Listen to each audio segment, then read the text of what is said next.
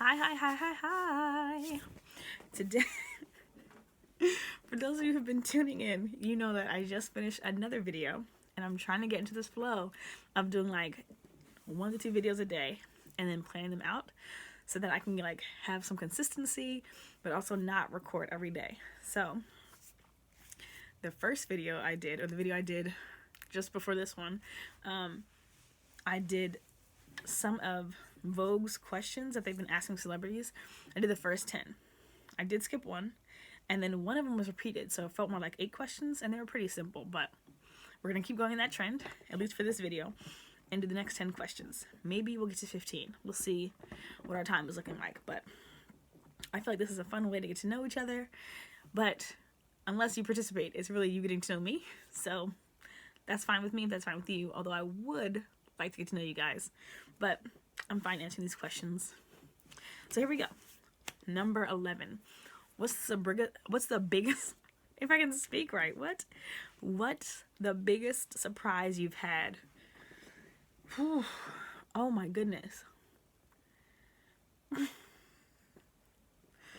Oh, I don't think I can talk about the surprise.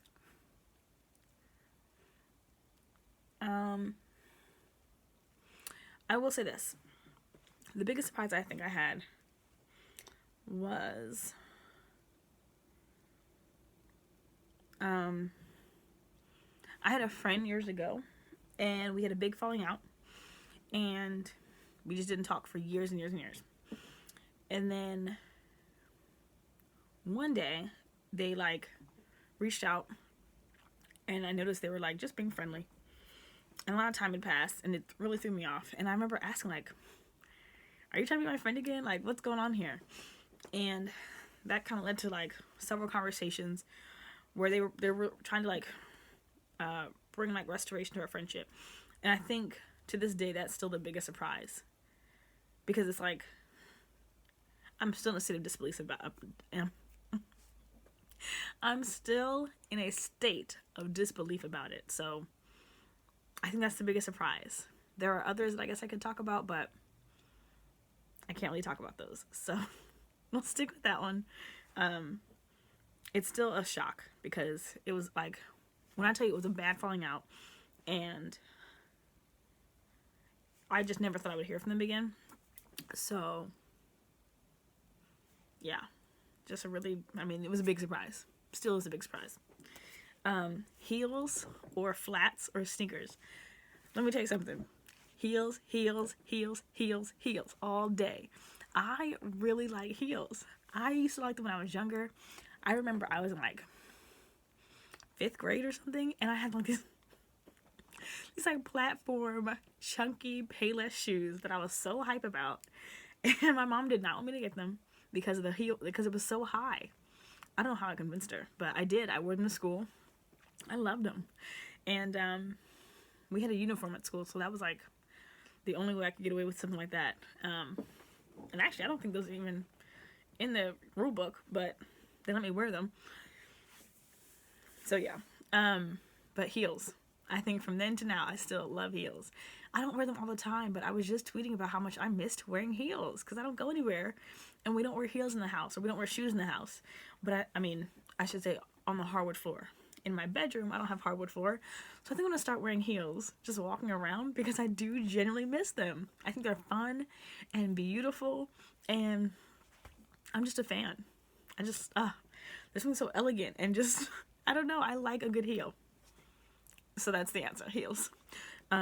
Vintage or new?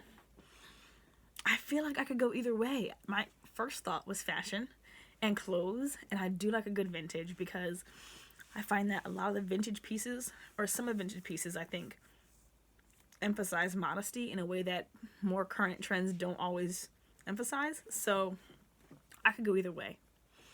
I don't know. I'll just say vintage. But I also like new things.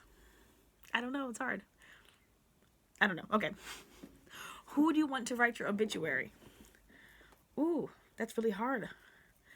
I don't know. Who should write my obituary? Honestly, me. Honestly, me. I want to write my own obituary. I don't don't know. It'll probably end up being my sister's though, honestly. Yeah, I don't know. I really would rather write it. So maybe I should just write it. Maybe I should just write one every year. Do people do that? Maybe I should just write an obituary every year, like at the beginning and at the end, and then see like, and then I can always have that to look back on, you know, like, what was my life like? Did I live up to what I said? Like, who am I? That's not a bad idea. I might start doing that. Maybe I'll share my obituaries in one of these videos. Yeah, so we'll say me, and then I'll send you some obituaries, or I'll read you some of my obituaries, I guess. Who's my style icon? I really don't have one. Somebody actually asked me this recently, and I really don't have one. I don't have one. I mean, I follow people on Instagram, but I can't say I have like a style icon. There are people who I'm like, yo, that dress is bomb, or they always look nice. It probably is like some Instagram people, but I don't know their names. But I'll say my fashion, I think as a whole vibe, it's like classic pieces, but like something a little bit funky about them. Like I'm big into leopard print. I really like mixing prints. I really like J. Crew, but like a little funky. I just got like a metallic J. Crew. Sorry, I don't know if you guys can see this. These pop-ups that come on my screen. But anyway, I got a metallic J. Crew leopard button-up, and I'm a big fan because it's metallic and leopard. But then I got this months ago. I got a lime green, like neon mesh dress, and I don't know. Then I got like a denim long sleeve. Like, I just like funky stuff. I'm sorry. These are the things I'm seeing right in my closet or behind the camera, so they're like first in my mind. But I don't have a style icon. That's the short answer. 3 things I can't live without. Okay, so I'm gonna go with like tangible things. So 3 things I cannot live without. I don't like these questions. Things. Honestly, I'm thinking money, because I need money to do things. And then I'm thinking, so okay, my first thought was Jesus, but he's not tangible. He's not a thing. He's a someone. So I didn't think about that. Or I wouldn't think to count him in that. I would say my Bible, though. Okay, this is what I would say. My phone. Because my phone has my Bible and access to my bank stuff. So I would say phone. And I would say, how about we say a car? I don't like this question either. I don't know. Things I can't live without. I'm not that materialistic, I don't think, honestly. I will tell you this. I do have like one of those plastic storage tubs full of sentimental things. I don't love a whole lot, but I have always had this thought, like, if ever there's a fire, I need to get out quick. The thing I would grab is that big tub of sentimental stuff. So in there I have this like stuffed dog, this like a little stuffed animal. It's a dog that my dad got for me on some business trip years ago. I have the Mets baseball cap. Sorry, I just felt the tears there, but I sucked them back in. I have the Mets baseball cap that my grandfather used to wear before he passed away. I have a teddy bear from my very first Christmas that my grandparents gave me. My great-grandparents gave me. I have tons of birthday cards and just graduation cards and just random cards from people who I love. People that passed away and then people that are in my life today. Yeah, just memories. Just memories. Yeah. Anyway, but I don't think there's anything I could not live without except for my phone, because I use it for so much, you know, like my Bible, I use it for my banking, I use it for, calling people. Other than that, I feel like I don't know. None of the stuff, stuff we can replace. Okay, moving on. What's one ingredient you put in everything? I don't think I have that. I don't think I have that. Maybe pepper. Oh, you know what it is? Cayenne. It's cayenne. Now, I take these questions very literally.